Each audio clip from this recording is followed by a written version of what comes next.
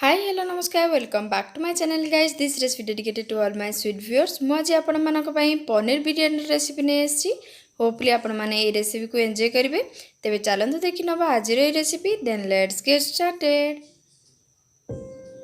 सर्वप्रथमे बिरयानी बनेबा पई मु तेल रे किछि पियाज को बहुत भलो भाबरे गोल्डन ब्राउन हेबा जाय भाजी नेबी। एई पियाज को आमे गोल्डन ब्राउन कलर हेबा परे साइड को बाहर कर नबा या को लेयर पे प्रस्तुत कर नबा साइड रे रखि नबा। वर्तमान हमर पियाज बहुत भलो से भाजी सारछि या को साइड रे रखि नबा।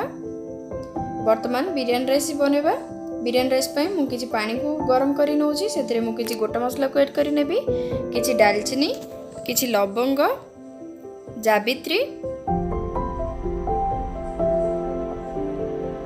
गोटा अलैच 2 स्टार गोटे तेजपत्र एवं किछि बहुत भलो फ्लेवर आसीबा पे किछि देसी घी को ऐड करि नउछि जा फल रे हमर बासमती राइस रो फ्लेवर बहुत ही भलो आसीबो। एथिरे मु किछि स्वाद अनुसार लूण को मध्ये ऐड करि नउछि। पानी हमर फुटी आसलानी जा फल रे हमर पानी रे गोटा मसला रो फ्लेवर आसी सारछि। वर्तमान मु चाउल को धोई एथिरे ऐड करि नउछि। आपण जदि चाहेबे चाउल को बासमती राइस को आपण 30 मिनिट पई या को सोक करि रखि परिबे किंतु मु संगे संगे या को धोई रखिछि। ए बळी भाबे चाउल को फुटिबा को देबा 70% कुक हेबा पर्यंत हमें चाउल को फुटिबा को देबा पर या को स्ट्रेन करि नबा। वर्तमान हमर चाउलटी 70% कुक हे सारिछि आ 30% कुक हमर दम देला बेले होबो। वर्तमान या को साइड को बाहर कर नबा और स्ट्रेन कर नबा। वर्तमान मु चाउल को स्ट्रेन कर नैछि या को खोला जगह रे रखि नबा जा फल रे हम चाउलटी लागिबो नै।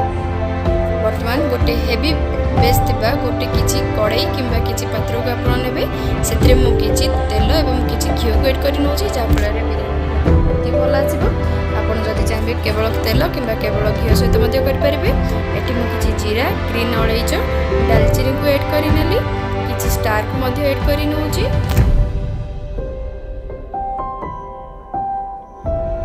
गोटा मसला सब फुटी आसला बेले को मु सेतरे काटी की रखिथिबा पियाज को वर्तमान ऐड करि नेबी। पियाज को बहुत भलो भाबरे गोल्डन ब्राउन हेबा जाय कुक करि नबा। वर्तमान हमर पियाजटी गोल्डन ब्राउन हे सारछि। एथिरे बाटी की रखिथिबा अदा रसुन पेस्ट को एथिरे ऐड करि नउछि। अदा रसुन पेस्ट को ऐड करबा परे बहुत भलो भाबरे पियाज सहित भाजी नबा। एथिरे मु किछि गुंड मसला को ऐड करि नेबी। एठी मु किछि हळदी गुंड जीरा गुंड धनिया गुंड किछि काश्मीरी रेड चिली पाउडर किछि मीट मसला को ऐड करि नउछि। आपण चाहिले काश्मीरी रेड चिली पाउडर को अधिक मध्ये करि परिबे आपण टेस्ट अनुसार सब गुंड मसला को बहुत भलो भाबरे तेल सहित भाजी नबा। गोटे मिनट पर्यंत भाजी सारिबा परे मु एठी किछि साई बिरयानी मसला को ऐड करि नउछि। साई बिरयानी मसला को ऐड करि नबा जा फल रे हमर बिरयानी फ्लेवर आसी जेबो। वर्तमान बिरयानी साई बिरयानी मसला को ऐड करबा परे बहुत भलो भाबरे गोळी नउछि। वर्तमान एथिरे किछि पानी को ऐड करि नउछि। चाउल गाळिला बेले सेही पानी किछि रखि नैथिली सेही पानी को ऐड करबा द्वारा तार फ्लेवर बहुत ही भलो आसे। चाउल को स्ट्रेन करबा परे तार पानी को किछि स्टोर करी रखि नैथिबे जा फल रे सेही पानी को ऐड करबा द्वारा हमर बिरयानी रो फ्लेवर बहुत ही भलो आसे। पानी को ऐड करबा परे मसला को 4 रु 5 मिनिट पर्यंत लो फ्लेम रे कुक करबा पई दबा। 4 रु 5 मिनिट कुक करबा परे एथिरे मु काटी के रखिथिबा टमाटो को ऐड करि नउछि। टमाटो को मध्ये मसला सहित बहुत भलो भाबरे भाजी नबा।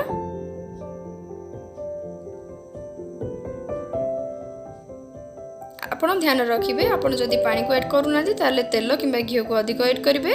मु तेल घी कम क्वांटिटी ऐड करबा जोगु मु एथिरे पानी को ऐड करि नउछि। किछि स्वाद अनुसार लूण को मध्ये ऐड करि नबा। लूण को ऐड करबा परे बहुत भलो भाबरे ए मसला को कुक करि नबा। वर्तमान मु गोटे हाफ बॉल दही को एथिरे ऐड करि नउछि। दही को ऐड करला बेले लो फ्लेम किंबा आपण स्विच ऑफ कर नैथिबे फ्लेम को परे दही को बहुत भलो भाबरे मसला सहित गोळे नबा। परे फ्लेम को ऑन करके बहुत भलो भाबरे या को कसिबा पई दबा मसला सहित।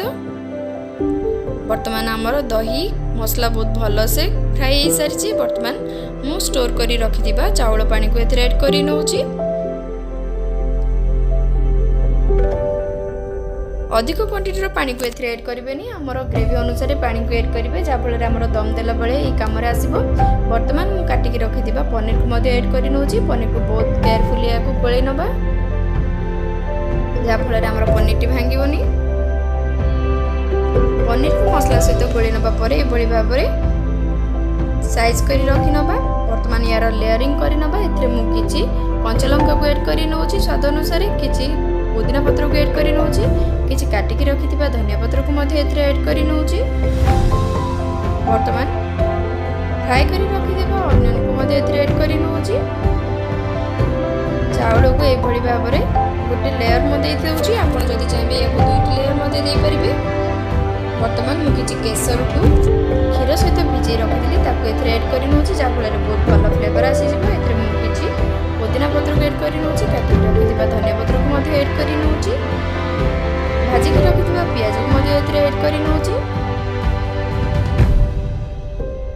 बर्तमान मुझे किसी देसी घी को ऐड कर नौची जहाँफल बहुत ही भल फ्लेवर आसो। आपड़ जदि चाहिए मुझे गोटे लेयर ही यही सब मसला को ऐड कर नौची। आप चाहिए दुईटी लेयर दे पारे राइस लेयर। एथिरे मु किसी भल कलर आसवाई फूड कलर को ऐड कर नौची। आपड़ जदि चाहिए या स्किप करेंगे। आमर बर्तमान लेयरिंग हो सारी। मुझे आलुमिनियम फॉइल साइज या कवर कर नौची। आप चाहिए अटा साइज यार चारिपट साइड सील करेंगे।